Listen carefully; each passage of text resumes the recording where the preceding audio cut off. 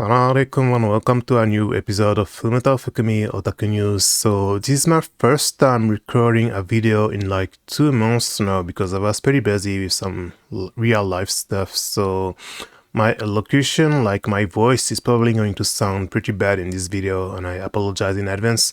But yeah, I gotta record to get back into the hang of things. So like I haven't talked that much in like 2 months, so yeah, I apologize in advance. So yeah, why I didn't do any new videos like in these 2 months that I barely streamed, I didn't stream, but I kept writing articles, and most notably I'm still covering the Japanese live streams, so Heaven Burns Red. So these live streams, there's no spoilers in them, so even if you're only playing the English All-Star version, you should check it out if you want to see what's going to come in the English version in maybe like 2 years or so, because it's like a 2 years delay.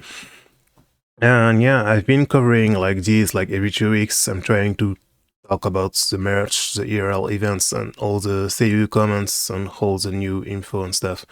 So I've been covering this, and I'm also regularly doing coverage of official live streams for games. And recently I also published, I used to have a Substack, but now I'm not using Substack anymore, I'm only using Ko-fi. So I've been republishing some old Substack articles on my Ko-fi blog now.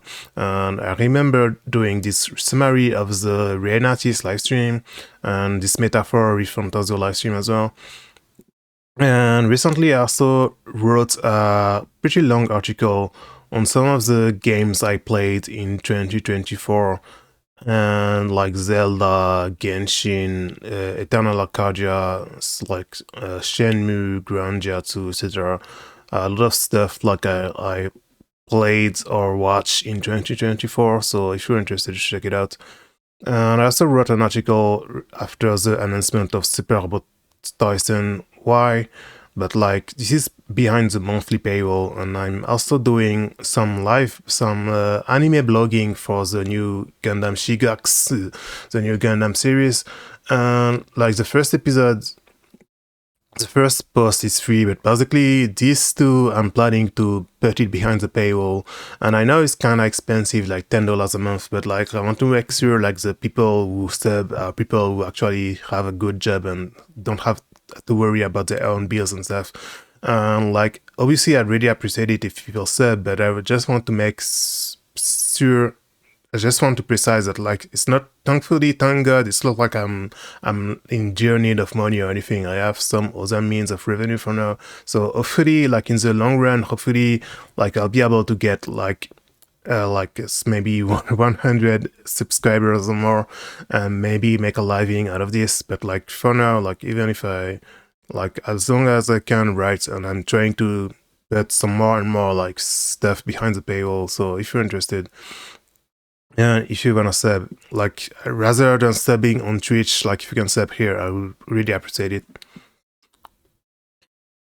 So I'm pretty sure you've already seen this by now, but Square Enix and Vampire Savior has announced a pretty surprising thing in how there's a SaGa Emerald Beyond collab in Vampire Survivors. They added all 7 protagonists from Emerald Beyond into the game, with some new weapons and some new stages from all the SaGa series, and some of the OST as well. This is pretty cool. Personally, I never played Vampire Survivor, and like I'm not a big fan, but I really like the game itself. Like I don't know how to say this. It's kind of like Nier Automata. I actually don't like the game itself, but I like what the game has accomplished, and I like what the game has done, and I like the fact that the game became popular. Because, for example, if you take Nier Automata, I like that it made it so a lot of people know nowadays that Japanese games tend to have true endings and tend to have multiple endings, and that you shouldn't stop at the first ending you see. And similarly, Vampire Survivor, I liked the fact that it managed to get this popular. Even if I don't like roguelites myself, and even if I don't want to play it, I liked that it became this popular, and that it managed to, like, in a way, revivify the shooting game. In English, it's shmups, shoot 'em ups. This kind of like obviously it's a different genre, but it's like a branch of the shoot 'em up genre, and it's pretty funny that they managed to make it popular again. Anyway, I'm talking about this because Squeenix has published a video interview with Luca, the developer of Vampire Survivor, and Akitoshi Kawazu, the producer, main author of the SaGa series, together with Neil Broadley, who is the localization director of the SaGa series at Squeenix, and they're talking about some of the collab, how the collab happened and stuff. This is like a 30 minutes like video interview, so I didn't watch everything yet, but one thing cool to note is Luca talking about how the SaGa series is is a big influence and like a big inspiration for the way they think about game design and stuff. And it's always cool to hear about this because, in my opinion, like the SaGa series has one of the most unique and interesting game design among RPGs and even among games in general. So it's pretty cool to hear other developers talk about how they got influenced and how they like the series themselves. So yeah, it's a reason why they're making this collab. And for now, the video has no English subtitles. So, but Neil is translating everything, so you should check it out if you can. And usually, when Squeenix publishes kind of videos, they also add subtitles, but this time you don't need subtitles because Neil is translating like the discussion between the two developers. So if you've got time, you should check it out. I didn't watch everything myself yet because they are 30 minutes, but yeah. So yeah, it's talking about how the SaGa series really helped him and stuff, and how there's even some references and homage to the SaGa series in Vampire Survivor, etc. So yeah, if you're interested, just check it out. And still about the SaGa series and Neil Broadley, Squeenix also published an interview with him talking about his work as a localization director and talking about his own childhood and stuff. So this is pretty rare to see like a pretty big translator talk about their own career and their own like path. So and talking about like what they made in the game, like. He's talking about his work on SaGa, Emerald Beyond, etc. So it's a pretty interesting video in my opinion. You should check it out if you haven't yet. I'll put the links in the article for the video. So the next thing I wanted to talk about is how Mimikuru has been still releasing new voice drama, ASMR voice drama for Amagami. And the series has been celebrating its 15th anniversary as well. Like this month, like a few weeks ago, they started a second season of the voice drama. So now you've got a new one with Haruka Senpai. And a few weeks ago as well, there was a 15th anniversary event for the Amagami series. Like a lot of fans have written some reports on some stuff of what the seiyuu said, because like most of the seiyuu of the series were there, like 4 of the seiyuu was there. Like fans have written some reports, etc. And some of the Japanese sites like Famitsu wrote some reports as well. So inshallah, one day if I have the time, I'll try to translate this, like if I can, and probably maybe some other fans maybe will translate what they said. But yeah, Japanese fans on Twitter, they wrote some reports and stuff to translate some of the things that the seiyuu have said, etc. And the seiyuu themselves on Twitter have also posted a lot about the 15th anniversary event, so you should check out their Twitter as well.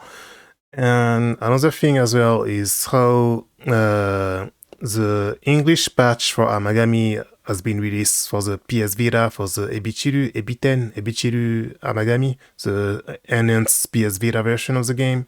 So there's now a patch, like it was already in existence, like for the PS2 version, and then some people has finally made a patch for the PS Vita version, and like a real patch with the translation and the hacking with to replace the images, the text in the images, etc. So if you never played it, like you can try it out now with the English patch. And one last thing is how, like a few years ago, like nearly 10 years ago now, there was also Seiren, which was only an anime. But I'm still hoping that one day they actually make a Seiren game to do all the routes, because Seiren was also supposed to have 6 girls, but in the anime they only focus on 3 girls. So I'm hoping that they actually a Seiren game one day. Like they will probably release some kind of port at some point as well of Amagami, of the PS Vita version of Amagami, maybe on Switch, because Switch is the Galge and Otomeige and Josei Muke and ADV and all the niche, like all the niche games are on Switch and Steam. So maybe one day they will port, like Kadokawa will port the Amagami PS Vita game on Switch. But yeah, like I don't think there's any... Like, I'm not sure why they still haven't made a port, but I don't think there's some, like, copyright problems or anything, and it's not a crossover series or anything, so, in my opinion, maybe one day they will release, like, a port on Switch. And also, Kadokawa will also probably do a new game in the same vein as Photokano and Love Aru, which was on Switch and PS4. They will probably release like there was Recolove, Photokano, Recolove, Love Aru, etc. They will probably release some kind of spiritual successor to this at some point as well, because it's been like 6 or 7 years since Recolove was released, so they will probably release some kind of new game, some new galge with some photo shooting focus at some point. So yeah, I just wanted to bring this up quickly. So the next thing I wanted to talk about is Rune Factory, Rune Factory Guardians of Azuma. So over on Twitter and on YouTube, Marvelous, the Japanese side of Marvelous, has been publishing, like, basically every 3 days they're publishing a video of the marriage candidates in the game. And sadly, this is a kind of Japanese game where the Japanese peer is doing a lot of stuff, but like the English side, they're not doing much, sadly. So yeah, in Japan they're publishing new videos to introduce the marriage candidates every 3 days. And this time, like, because I haven't done a video in like 2 months, I haven't covered them at all, but like they're almost done with introducing all the characters. And I wanted to talk about this guy specifically, Seiren, because him and another girl, they are in the game, but they are the marriage candidates in Guardians of Azuma.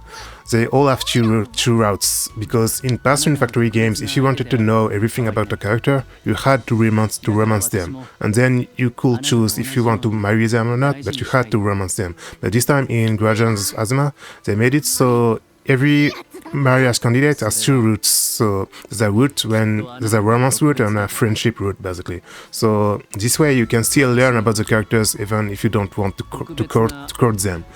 And the thing is, Seiren is actually in the game, in the base game, but his romance route is a DLC. And this kinda sucks, because yeah, they explain 恋愛シナリオは DLC パックで、so his romance route is only via paid DLC. So yeah, you should be careful about that. And also, the game has been delayed by 1 week in order to synchronize with the Switch 2 release date, because they announced a Switch 2 version. So like if you got the money, and like if you're planning to get the game on Switch, might as well buy a Switch 2 and get the game on Switch 2 instead, because it probably run much better, or just get it on PC, on Steam if you want. So yeah, like every 3 days for like over 2 months now, they're publishing videos for all the marriage candidates in the game. And over on Twitter as well, they're publishing short videos of the side characters. And it's very funny, because every single time in Rune Factory, just what we Japanese fans call kekkon dekinai bug. So it is like an inside joke with Rune Factory fans and with the developers, is that in each Rune Factory game, you always have super cool characters, but you actually can't marry them because they're NPCs, and because like they're already married, or like they're not then for various reasons you can't marry them. And the Japanese fans of the series have been calling it the kekkon dekinai bug. They are jokingly saying that it's a bug that you can't marry these characters. And if you look on Twitter, like every time they reveal a new side character, everyone is like another occurrence of the kekkon dekinai bug. So this is very funny. So this is one of the things I wish I could be paid to talk about, because there's like a lot of things like a lot of people don't know about the Rune Factory series. But anyway, so yeah, like for over 2 months now, they're publishing new videos, short videos to introduce marriage candidates, and there's only one character left now, and then they'll probably publish another brand new full-length trailer. So yeah, like Rune Factory, Guardians of Azuma, really no Kuni Rune Factory, I'm pretty excited for it, but like, sadly, I don't know if I'm going to play it really a lot, because ideally I would like to get hired somewhere to review the game, but sadly it's probably not happening. So like, I don't know if I'm going to buy it at launch or not, even if I'm a huge fan of the series, I'm a huge aficionado of the series, but like, I'm not sure if I'm going to get it at launch or not, and maybe play something else. And I need to finish 5 first anyway. Even if every game is standalone, there's some links between each game, and most notably in Guardians Azuma, it's Hina, who was a character in Rune Factory 5, is coming back now as a marriage candidate in Guardians Azuma. This is something they do in every Rune Factory game. You always have 1 or 2 returning characters, even if there's no, even if the games aren't direct sequels to each other, you always have some returning characters. So Kogado Studio has announced a brand new ADV called Gear Mirror Floor, and it's set in like rural Japan, and it's like a suspense ADV with some choices, so like some demons you need to investigate and stuff. And they published a short trailer, a short opening movie for the game with a theme song as well. And there's several things I wanted to talk about regarding this game, so let's get it on. So Jeremy Offroader. So this is pretty interesting for several reasons. So usually Kogado Studio, so the Japanese name is Yagate Chiri Yuku Kagami no Hana. So the game is going to release only on Steam PC on June 20th, and there's going to be an English translation. They made an English version of the official site as well. So it's about some boy called Kamizuki Yuto. I'm guessing this is the protagonist, Kamizuki Yuto, who used Kotodama. Kotodama is like this, is like a Kotoha in Yozakura Quartet, if you know this manga by Yasuda Suzuhito. It means like using people who use superpowers thanks to the words they talk. So I think it's initially a type of yokai, Kotodama Tsukai or something. So basically it's making your words reality. Like if you say something, it becomes true, basically. So he used this, and he's together with this girl called Satori Mizuki, and they're basically exorcising demons and like chasing demon spirits. And so they reveal several characters besides the protagonists, which they didn't make a sheet for the protagonists. So you only have the heroines. So you have the main heroine who is like who has like a split personality, and a split personality can read people's minds basically. And then you have an idol girl who is like a streamer talking about the demon spirits. Then you have this girl who is like one of the people involved in the case that would investigate, I guess. And then you have Miko, a shrine maiden. And then you have this character as well, like a mysterious girl. So this is pretty interesting for several reasons, because usually Kogado Studio, I think it's pretty rare for them to do a game with this kind of like rural Japan setting, because usually all their games, they're all set in fantasy settings. For example, like if you look at Tristia, etc., or it's set in like modern Japan, like in an urban area in Tokyo, etc., like News Love Syndrome, like Symphonic Rain, like Yume Tsutsu Remaster, Star You Made Me Dreamer as well. Like it's taking place in big cities, and I think like this is the first time I see a Kogado game which is set in the real world in Japan, but in like rural Japan.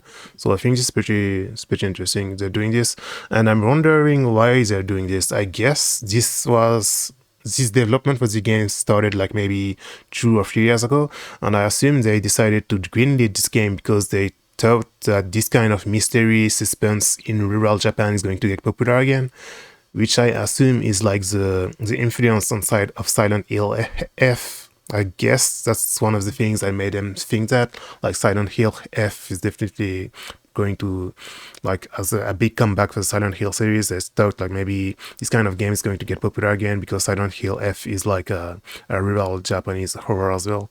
So maybe it's one of the reasons why they decided to do this. And the several other things that I need to mention is if you look at the game's price first, the most important thing when you have some new ADV games announcements like this, you need to look at the game as a price, and it's only $25, which is pretty cheap, which means usually if a game is sold pretty cheap like this, it means like it's not a big game. Like shouldn't expect like a big visual novel with tons of routes and tons of endings. Like maybe there's only one ending, or maybe there's only 2 or 3 endings, or one ending for each heroine, and maybe a 3 ending, and that's it. And this is probably like maybe a 20-hour games or so. Like shouldn't expect a long game.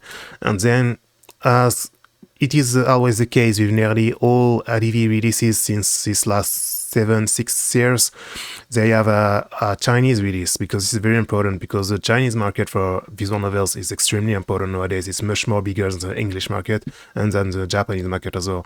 So like this is very important, and it's pretty cool that they're doing an English release as well.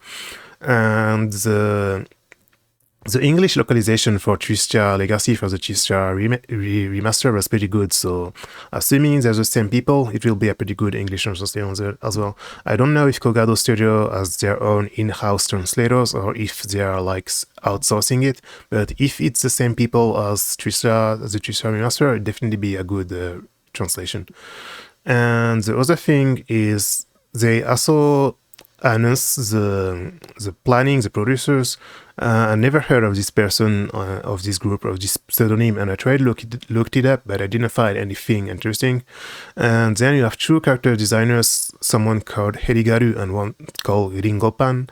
So if you look up their Pixiv pages, like this is Ringopan Pixiv pages, like they have a very distinct, like I wouldn't say distinct, but like very, like how can I say this without sounding like a boomer? Like it's a very post 2020 art style, character design style.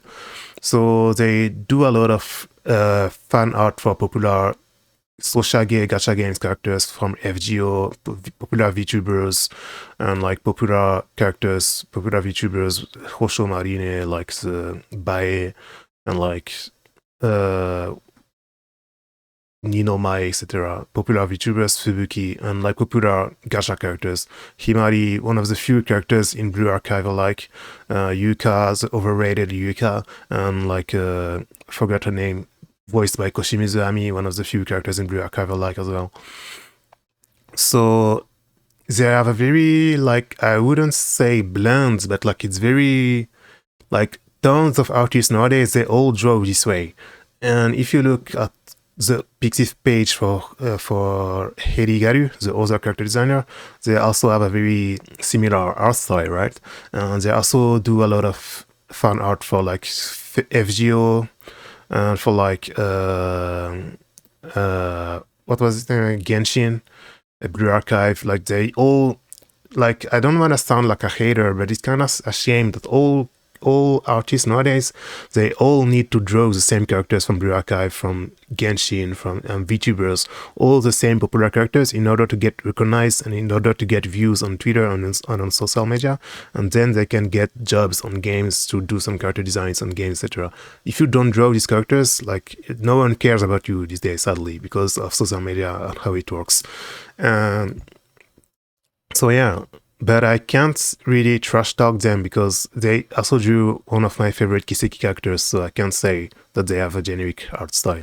But yeah, like like this is very post 2020, very like it's not particularly appealing to me, but because this is Kogado Studio, I'm willing to check it out when it's gonna get released. So yeah, like it's pretty surprising for them to do this kind of Japanese suspense fantasy, because usually it's always set in a big city or in a fantasy world. So I think it's a pretty big change of pace for Kogado Studio. They didn't say anything else for the game regarding the game, besides the theme song. So yeah, I'm pretty looking forward to this. Like, we'll see how it goes. I also recently I finished playing the remaster, the 3-star remaster, so I'm gonna try to make a video and an article about it as well. So yeah, anyway, thanks for watching. See you later. Remember to like and subscribe, and thanks for watching this time as well. See you later. Bye.